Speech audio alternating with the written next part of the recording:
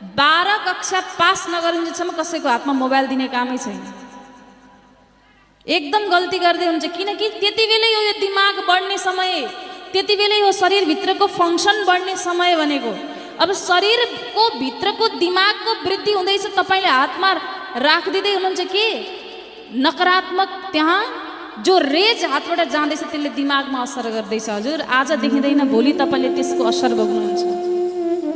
त्यही भएर सकेसम्म म अनुरोध गर्छु, हेर्नु ठिक छ दिनुपर्छ, नदिने होइन, आफ्नो सन्तानलाई अहिलेको एडभान्स टेक्नोलोजी सिकाउनु पर्छ, तर लिमिट 24 घन्टामा 1 घन्टाको समय अर्थात् आधी घन्टाको समय जति सक्नुहुन्छ, तर त्योभन्दा बढी पुस्तकमा लगाउनु, बरु खेलकुदमा लगाउनु, बरु फिल्डमा गएर माटोसँग खेल्दा उसको दिमागमा केही न केही राम्रो असर पर्छ हजुर। तर मोबाइलसँग जब खेल्न लाग्छ नि हजुर, यो नराम्रो नसा हो है, किनकि यसले दिमाग बिगार्छ।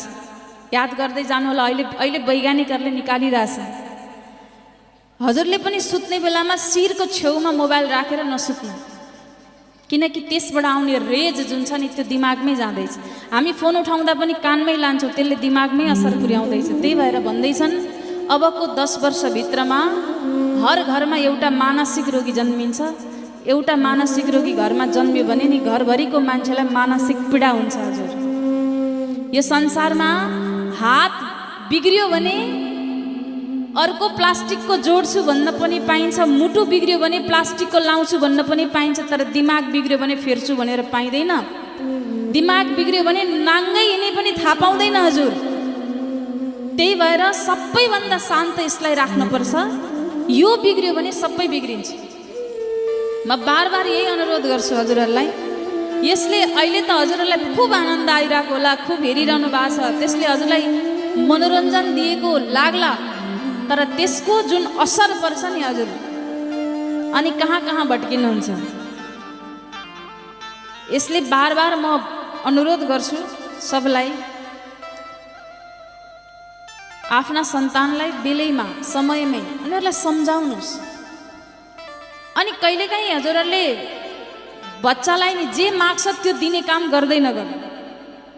सबभन्दा ठुलो गल्ती मातापितालाई लाग्छ मैले गर्न पाएको थिइनँ त के भयो मेरो बच्चाले गर्छ, धेरै आमा बुवाको मनमा यो लाग्छ।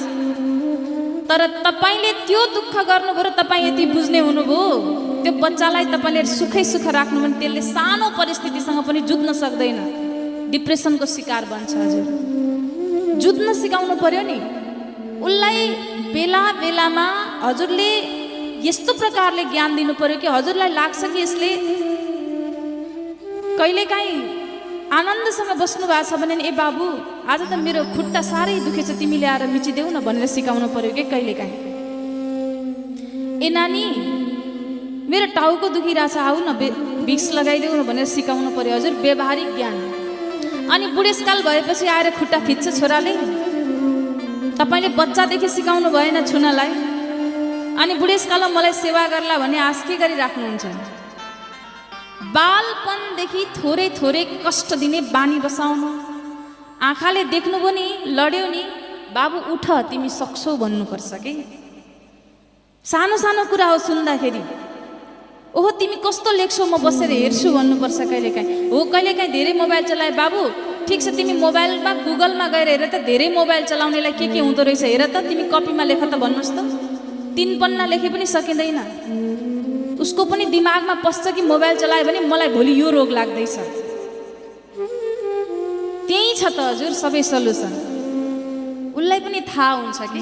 त्यो मात्रै कारण होइन, आफ्नो बच्चालाई संस्कारी बनाउनलाई नि हजुर सबैभन्दा ठुलो कुरो मैले बार बार भन्छु, अरू ठाउँमा पनि भनेको छु, हजुरहरूले सुन्नु भएको छ मिडियाबाट। एउटा जोख्दै गरेको काउलीमा एउटा झिँगा गएर बस्यो भने केही अन्तर पर्दैन, तर जोख्दै गरेको सुनमा गएर बस्यो भने ठुलो अन्तर पर्छ, हो कि होइन हजुर। सङ्गत पनि काउली जस्तो होइन, सुन जस्तो व्यक्तिको गर्नु, ताकि आफ्नो पनि महत्त्व बढोस्। बच्चाहरूले साथी बनाउँछन् नि, साथीबाट धेरै फरक पर्छ कि मित्र, सङ्गतले धेरै फरक पार्छ। त्यही भएर सङ्गत चाहिँ सुन्दर गराउनुपर्छ आफ्नो बच्चालाई, सन्तानलाई। धुवाँको सङ्गत गरेर, दाउराको धुवाँमा सङ्गत गऱ्यो भने पिरो हुन्छ, अगरबत्तीको धुवाँमा सङ्गत गऱ्यो भने मिठो बास्ना आउँछ, झिँगाको सङ्गत गऱ्यो भने फोहोरतिर लान्छ, मौरीको सङ्गत गऱ्यो भने फुलतिर लान्छ, भविष्य निर्धारण गर्छ। त्यही भएर हजुरहरूलाई म यही अनुरोध गर्छु, आमा बुवाहरू हुनुहुन्छ, हजुरहरूले पनि ठुलो सपना राख्नु भएको छ आफ्नो सन्तानले केही गरोस्। यो संसारमा कोही यस्तो आमा बुवा छैन जसलाई लाग्दैन कि भोलि म यो सन्तानबाट म चिनिन पाऊँ। सबैको यही इच्छा हुन्छ, सोध्यो भने हो कि होइन हजुर? हजुरहरू सबैलाई लाग्छ कि मेरो सन्तानले केही राम्रो प्रगति गरोस् ताकि भोलि म यो सन्तानको नामले चिनिन सकूँ। जीवनको सबैभन्दा ठुलो सुख कति बेला हुन्छ रे? उत्तरार्ध सुख अर्थात् सन्तान सुख। सन्तानले दिएको सुख सबभन्दा ठुलो हुन्छ अरे हजुर। त्यही भएर सन्तानले भोलि सुख दियोस् भन्ने चाहना लाग्छ भने त्यसलाई शुभारम्भमै आफूले कस्तो बनाउने सुरुवात गर्नु होला। समय बितिसकुन्जेलसम्म हामीले बिगार्यौँ अनि पछि सुधार्छु भनेर सुध्रिनेवाला छैन है। समयमै हजुरसँग समय छ, अगाडि छ। यसकारण म बार बार यही अनुरोध गर्छु, यहाँ हेर्नुहोस्, मैले त मार्गदर्शन मात्र गर्ने हो, गर्ने गराउने वाला तपाईँ आफै हो, भोग्ने वाला पनि तपाईँ आफै हो। बच्चाहरूले पनि आमा बुवाले पनि मार्गदर्शन गर्न सकुन्जेल गर्नुहुन्छ, भोलि बिग्रियो भने पनि उसैलाई हानि हुने हो।